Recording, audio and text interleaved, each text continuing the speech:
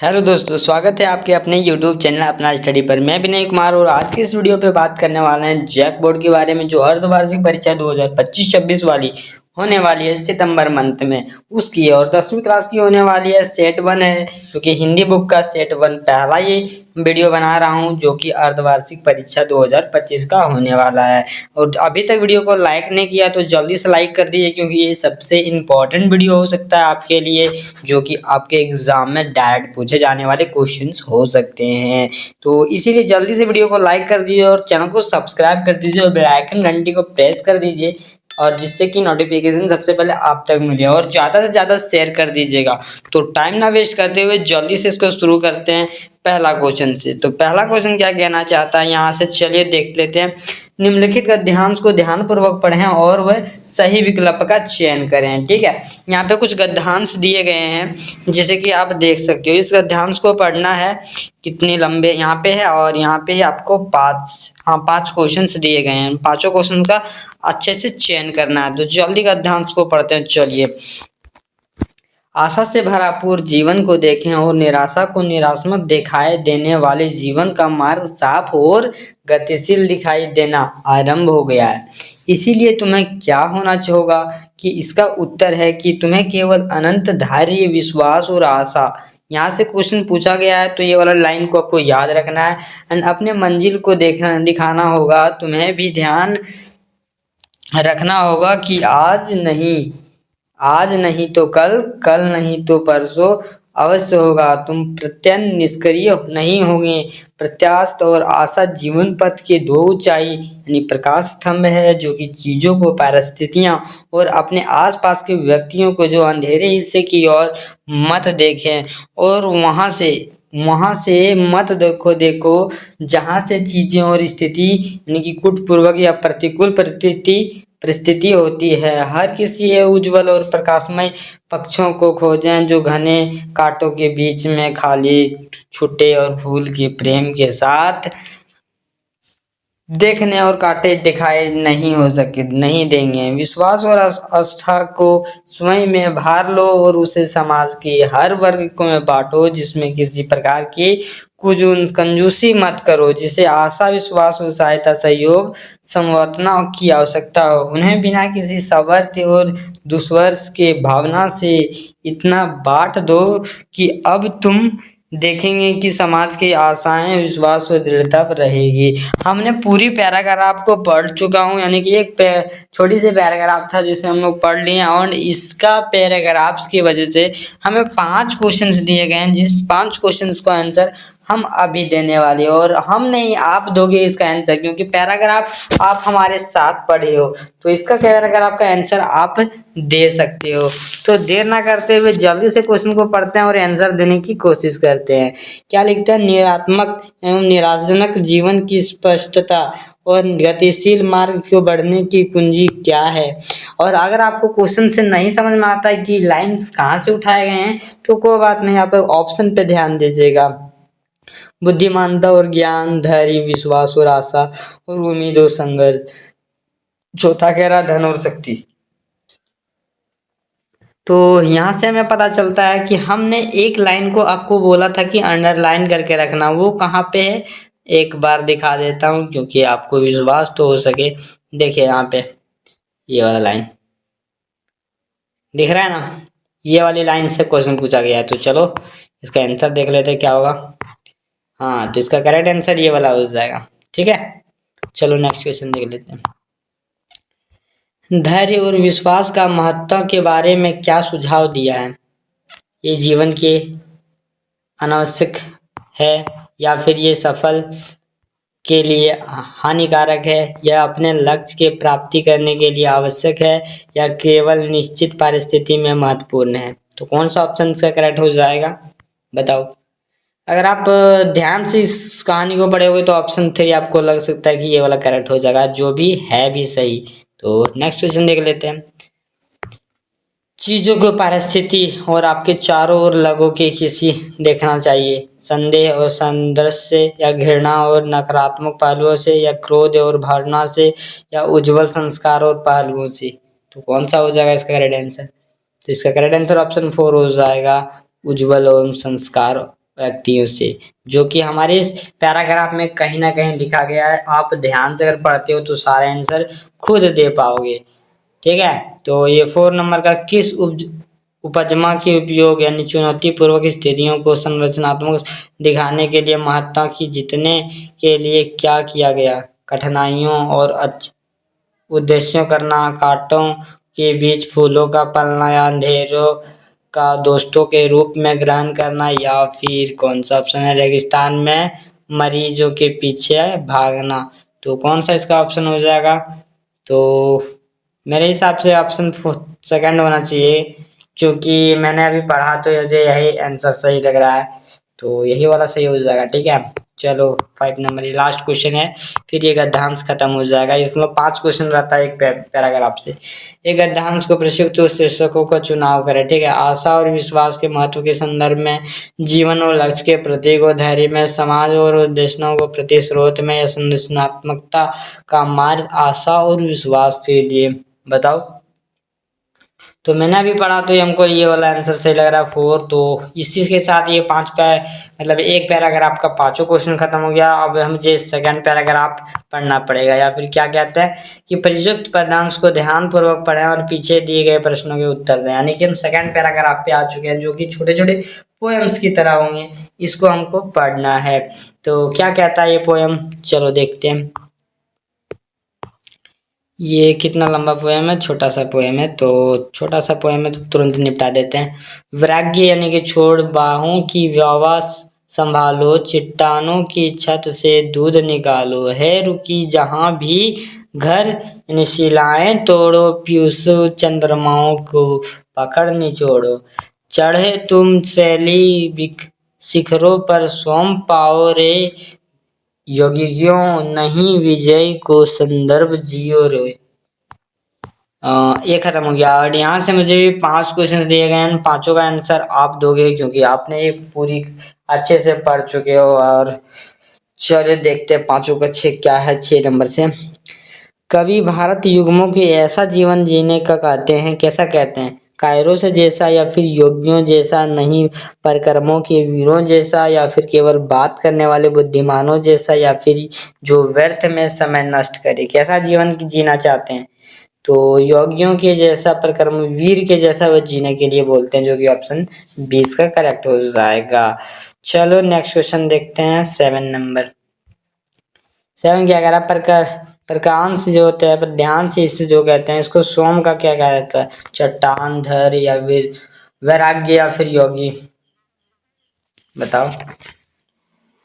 हाँ, तो इसका ऑप्शन ये हो जाएगा, धर कहा जाता है। धर यानी कि इसके सोम क्या मतलब होता है, धर, इसके हिसाब से, ये छोटे से पैराग्राफ के हिसाब से। चलो नेक्स्ट क्वेश्चन देखते हैं 8 नंबर। योगी के नहीं विजाए के दृश्य जो रे, यह संदेश क्या देना चाहता है। यानी वैराग्य जो होते हैं, योगियों जो होते हैं, यानी कि ये लाइंस जो है वो हमें क्या संदेश देना चाहते हैं, ये पूछ रहा है। तो योगियों का प्रशंसा देने के लिए सलाह देना, ऑप्शन 1 कह रहा है। जबकि दूसरा ऑप्शन और तीसरा ऑप्शन क्या कहना चाहता है कि संदृश्य और सफलताओं के लिए प्रेरित करना, और संदेश योगियों के साथ मिलकर जीने का सलाह देना, योगियों के साथ प्रतिस्पर्धा करने की सलाह देना। तो कौन सा ऑप्शन होगा इसका, बताओ। हाँ, ये वाला हो जाएगा ऑप्शन बी। ठीक है, और याद कर लेना। और अभी तक हमारे वीडियो को लाइक और चैनल को सब्सक्राइब नहीं किया तो जल्दी से कर दो, क्योंकि ये इंपॉर्टेंट वीडियो आपको और कहीं नहीं मिलेगा, सिर्फ हमारे यूट्यूब चैनल पे मिलने वाला ये एक वीडियो है। एंड इस तरह के आपको importance and most priority questions नहीं मिलेगा, जो कि एकदम डायरेक्ट पूछे जाएंगे आपके एग्जाम में। तो जल्दी से देख लेते हैं 9 नंबर क्वेश्चन क्या कह रहा है कि इस पद्यांश में किस जीवन की सराह गई है, सराहाया गया मतलब बताया गया है, योगियों की या बैरागी की, विजयों की, या फिर कायर की, किसके बारे में बोला गया बताओ। तो विजयों के बारे में बोला गया इस पैराग्राफ में, जो कि ऑप्शन सी हो जाएगा करेक्ट। चलो नेक्स्ट 10 नंबर वाला क्वेश्चन देख लेते हैं। इस कविता का मूल्य स्वर क्या है, प्राकृतिक, प्रेम, या फिर आह्वान, या फिर भक्ति, क्या है बताओ, क्या कहना चाहता है। तो इसका correct answer option number C, आह्वान करना, ये कविता के बारे में बता रहा है। तो यहाँ के बाद व्याकरण आ रहे हैं, तो व्याकरण को जल्दी से निपटाते हैं। चलो व्याकरण आ रहा है ना, तो व्याकरण में भी 10 क्वेश्चन रहेंगे एंड 10 क्वेश्चन को व्याकरण से अच्छी तरह से हम लोग कवर करेंगे। एंड उसके बाद किताब आएगा, और किताब की एमसीक्यू वीडियो आपने अभी तक नहीं देखी हमारे यूट्यूब चैनल पे तो अभी यूट्यूब चैनल पे जाएं एंड जल्दी से उस वीडियो को देख लें। हर एक चैप्टर के सेपरेट वीडियो बनाए गए हैं, जिसमें से मोस्ट फेवरेट एमसीक्यू वीडियोस आपको लिए अपलोड किए गए हैं, तो वो वाली वीडियो को जरूर देख लीजिएगा। चलो 11 नंबर से क्या करते हैं, यानी कि सॉल्व करते हैं। इनमें से किस वाक्य का अकर्मक क्रिया है? इनमें से 4 ऑप्शन दिए गए हैं, जिसमें से कौन सा अकर्मक क्रिया है ये पूछ रहा है। तो अकर्मक क्रिया के बारे में पूछ रहा है, तो हम इसमें कौन सा ऑप्शन लगा देंगे सही की जो अकर्मक क्रिया हो सके। अकर्मक क्रिया क्या होता है कि सोनम गाना गाती है, ठीक है, सोनम गाना गाती है, अमृत किताब पढ़ता है, मोहन सो रहा है, ललिता चाय पी रही है। तो इसका correct answer option number C हो जाएगा, मोहन सो रहा है। चलो नेक्स्ट क्वेश्चन देखते हैं। क्या कहना चाहता है कि कौन सा, यानी कि कौन सा वाक्य सकारात्मक क्रियाओं का उदाहरण, मतलब वो वाला पूछा था कर्मक, उसका विपरीत होगा ये वाला। बच्चों रो रहे हैं, लकड़ा हंसता है, रीता खा रही है, या फिर पंछी उड़ रहा है। तो कौन सा ऑप्शन इसका सही होगा बताओ। तो इसका correct answer option number C, यानी कि रीता खाना खाती है, ये हो जाएगा सही। चलो नेक्स्ट क्वेश्चन देख लेते हैं 13 नंबर। जनद का अनार्थक शब्द बताओ। जनद का कौन सा अनार्थक शब्द है? कमल है, मोती है, मछली है, बादल है, बताओ कौन सा होगा। तो इसका करेक्ट आंसर ऑप्शन नंबर 4 यानी बादल हो जाएगा। चलो नेक्स्ट क्वेश्चन देखते हैं। हाँ 14 कह रहा है, 2 पदों का शब्द का मेल से बना तीसरा पद क्या हो कहलाता है? संधि, समास, या फिर उपसर्ग, या प्रत्यास्थ, बताओ। तो इसका करेक्ट आंसर ऑप्शन बी समान हो जाएगा, समास कहलाता है। 2 या 2 से अधिक शब्द, ये एक तरह से डिफिनेशन के रोल किया है। अगर समास का डिफिनेशन आपको पूछ देता है एग्जाम में, तो आपको 2 पदों के शब्द का मेल तीसरा पद का कहलाता है, यही कहलाता है, ठीक है।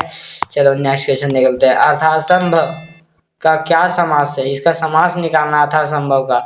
अविभाव, या फिर कर्मधारी, या फिर तत्पुरुष, या बहुवाही, क्या कौन सा समास है बताओ।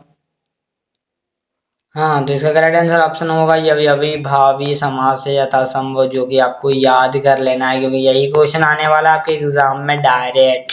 तो नेक्स्ट क्वेश्चन देख लेते हैं। नली जो कि कमल यानी नील कमल किस समास का विग्रह है? मतलब नली प्लस कमल बराबर नील कमल बनते हैं, कौन सा समास के अंदर आता है? तत्पुरुष, कर्मधारी, या फिर अविभाव, या बहुवाहु। तो कौन सा हो जाएगा इसका आंसर बताओ। जी हाँ correct answer option number C यानी कि कर्मधारी हो जाएगा। चलो नेक्स्ट क्वेश्चन देखते हैं क्या कहता है। जब वर्षा होता है, मोर नाचते हैं, या रचना के आधार पर वाक्य भेद करें। सरल वाक्य है, संयुक्त वाक्य है, मिश्र वाक्य है, या फिर उपवाक्य है, कौन सा ऑप्शन होगा सही बताओ। हाँ तो मोर नाचता है, तो ये तो मिश्र वाक्य है, जो कि ऑप्शन नंबर सी में मुझे साफ साफ दिखाई दे रहा है। चलो नेक्स्ट क्वेश्चन देखते हैं 18 नंबर क्या कहना चाहता है। इस वाक्य में कर्म का प्रधानता दी जाती है, वह कौन सा वाक्य होगा? कर्ता वाक्य, कर्म वाक्य, भाव वाक्य, या इनमें से कोई नहीं। तो इसका correct answer option number B हो जाएगा, कर्म वाक्य। कर्म के बारे में बात किया जाएगा तो कर्म वाक्य ही होगा। जल्दी से 19 नंबर वाला क्वेश्चन देखते हैं क्या कहता है। बालक चंद्रमा देख रहा है, बालक क्या चंद्रमा देख रहा है, की और क्या और क्यों, और यहाँ पर लगाना है कि क्या होगा इसके अंदर, कैसे, यानी कि हम कौन सा लगाएंगे जो इसका करेक्ट आंसर हो जाएगा। यानी कि चंद्रमा को देख रहा है, यहाँ पे डैश हो जाएगा, ठीक है। मतलब की ओर देख रहा है, क्या और देख रहा है, तो इसका करेक्ट आंसर ऑप्शन नंबर 1 है, की ओर देख रहा है। जो सुटेबल होगा, सुटेबल वर्ड को भरना है, ठीक है। तो नेक्स्ट क्वेश्चन देखते हैं।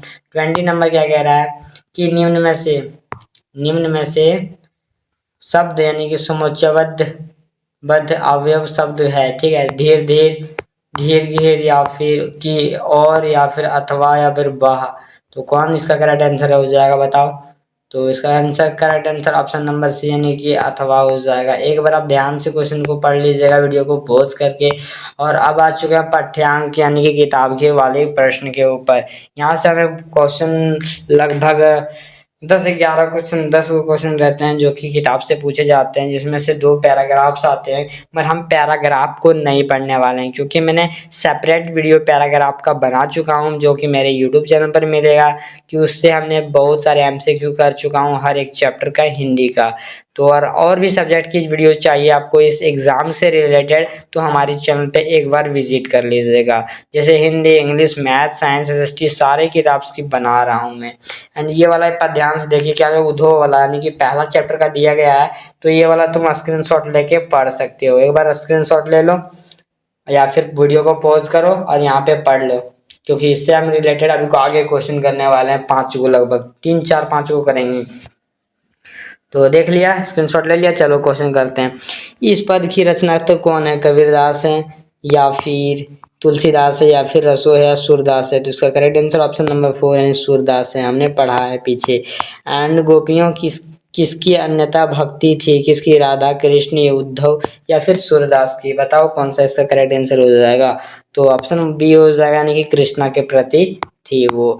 एंड 23 ला कि पुरानी पात का क्या मत होता है? पुरानी पात का मतलब क्या होता है, ये पूछ रहा। पपीता का पत्ता, केला का पत्ता, कमल का पत्ता या फिर कदम का पत्ता? तो हमने अपने चैप्टर में पढ़ा है कि कमल का पत्ता हो जाएगा इसका करेक्ट आंसर। चलिए नेक्स्ट क्वेश्चन देखते हैं। 24 गोपियां का उद्धव से व्यवहार की तुलना किससे की? जना गुड़ के खोए हुए चिट्टियों की, दीपक की बत्तियों से या फिर कमल के पत्ते और तेल की मटके से या फिर फूल और भौरे की ओर से? मतलब किससे की थी ये पूछ रहा है हमने चैप्टर के अनुसार। इसका correct answer option number C, यानी कि कमल के पत्ते और तेल की गगरियां यानी कि मटके से की थी। चलिए कंप्लीट हो गया। यानी ये बाल गोविंद भगत जो होते हैं संगीत संसाधनों के जन्म, यानी ये वाला भी आपकी किताब से लिया गया है, जो कि मैंने इस पे वीडियो बना चुका हूँ। तो इसको टाइम वेस्ट ना करते हुए हम इसके क्वेश्चंस पे ध्यान देते हैं डायरेक्ट। नहीं तो हम अगर बोलते हो तो कि क्वेश्चंस कैसे निकलते, अराइज कैसे करते हो आप, तो ये निकलवा दूंगा, मैं दिखा दूंगा एक दो। जैसे कि लिखा है, बेटा के मारने पर बाल गोविंद भगत जो थे वो क्या कर रहे थे? बताओ क्या कर रहे थे? बेटा के मर जाने के बाद रो रहे थे, गा रहे थे, हंस रहे थे या नाच रहे थे? बताओ। जनरली आपने ये किताब में पढ़ा होगा कि वो गाना गा रहे थे बेटा के मर जाने के बाद, जो कि ऑप्शन बी हो जाएगा करेक्ट। चलो नेक्स्ट क्वेश्चन देखते हैं। 26 वाला क्या कहता है? भगत जी का बेटा कैसा था? चालाक और कर्मक या फिर ईमानदार और शरारती या फिर चतुर और तेज या फिर सुजात और बौद्ध था? कैसा था बताओ? तो इसका करेक्ट आंसर ऑप्शन नंबर 4 यानी सुजात और बौद्ध हो जाएगा। और अभी तक हमारे चैनल को सब्सक्राइब नहीं किया गया तो जल्दी से कर दो, क्योंकि वीडियो का लास्ट पोज आ चुका है, आपके एग्ज़ाम को बहुत नज़दीक आ चुका है। तो फिर क्या कर रहे हो, किसकी इंतज़ार कर रहे हो? आप तो आपको पढ़ना ही पड़ेगा। और ये 27 नंबर वाला क्वेश्चन जल्दी से करते हैं। चलो, भगत जी की पतोह कैसी थी? यानी कि भगत जी की पतोह कैसी थी? सुंदर और झगड़ीली या घर का ख्याल नहीं रखने वाली या फिर घर के पूरा प्रबंध करने वाली या फिर बड़े का सम्मान ना करने वाली? कैसी थी वो उसकी पतोह, बताइए कैसी थी?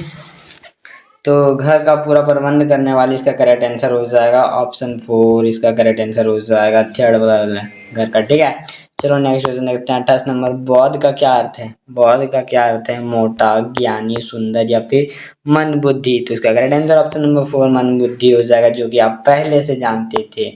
चलिए ये लास्ट दो क्वेश्चन है। 29 का, सांप से डरकर भोलानाथ कहाँ शरण लिए? यानी कि ये चैप्टर से, आपके दूसरे चैप्टर से रिलेटेड है, मगर ये दो क्वेश्चंस आपके इंपॉर्टेंट क्वेश्चनों में से एक है। सांप से डर के कहाँ पे? विद्यालय में, माता के आंचल में या फिर कबूतरे में या पिता की गोद में? इसका करेक्ट आंसर ऑप्शन नंबर 3 यानी कि माता के आंचल हो जाएगा। चलो नेक्स्ट क्वेश्चन देखते हैं। लास्ट क्वेश्चन है, जॉर्ज पंचम के नायक ने में किस पद्यांश का व्याख्या की है? जॉर्ज पंचम की कहानी अगर आपने पढ़ी हो या फिर कहीं से एमसीक्यू वगैरह वीडियो देखी हो और नहीं देखा तो हमारे चैनल पे एक बार चले जाना। रानी एलिजाबेथ सरकारी तंत्र या फिर रानी की दर्जे में या फिर भारतीय की मेहमान नवाजी में? बताओ कौन सा ऑप्शन होगा। मगर मैं इसका आंसर नहीं देने वाला, क्योंकि आपको पता है, और नहीं पता तो हमारे उस वीडियो पे जाए जॉर्ज पंचम के नाक वाले चैप्टर पे। तो आज की इस वीडियो में इतना ही। हमारा वीडियो अच्छा लगा हो तो एक लाइक कर देना और एक प्यारा सा कमेंट कर देना, क्योंकि आपके लिए इतना मेहनत से इस तरह के क्वेश्चंस को बनाता हूँ एंड बहुत टाइम लगता है इस तरह की वीडियो को बनाना। तो एक अच्छा सा कमेंट कर देना और चैनल को सब्सक्राइब कर लेना। मिलते हैं एक नई वीडियो के साथ, तब तक के लिए जय हिंद, जय भारत, नमस्कार। Peace.